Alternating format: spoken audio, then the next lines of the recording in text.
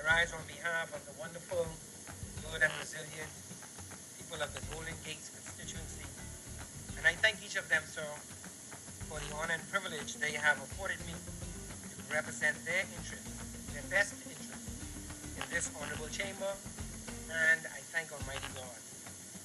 Mr. Speaker, this government has been working on both fronts. It had two disasters on its hands.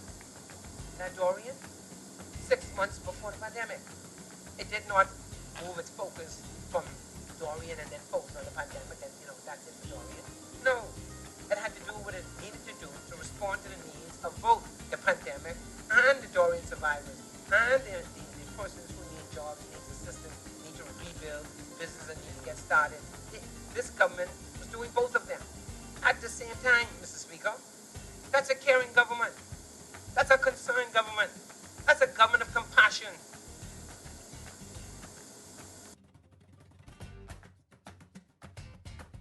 Their NIB benefits. So, Mr. Speaker, in the first instance, people got NIB benefits, and then those who were exhausted, there were no more NIB benefits to get. The government then funded benefits outside of what they would have gotten from NIB ordinarily. And then there were people, Mr. Speaker, who did not qualify for NIB benefits at all, and never did. From the first instance, this government stepped in and provided benefits to them as well. Then, Mr. Speaker, there was a group of persons who survived Dorian, who needed assistance. And this government stepped in also and provided benefits to them.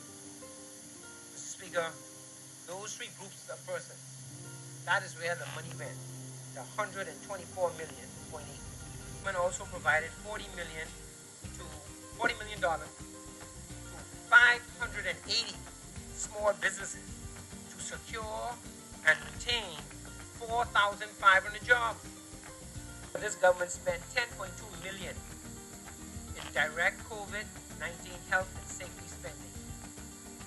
And Mr. Speaker, notably, approximately 40% of that $10.2 million went to PPE, personal protection equipment, for our frontline workers.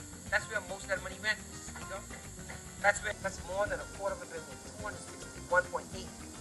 That's more than $250 million. This government has provided that in tax relief to Grand Bahama and to Abaco to help them rebuild some.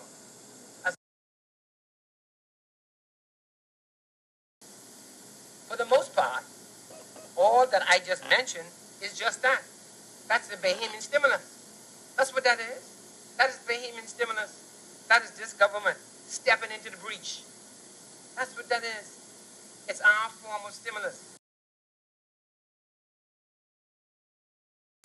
Being caring, compassionate, and being of concern and stepping into the breach for our people has been a paramount concern for this government, and it has done so.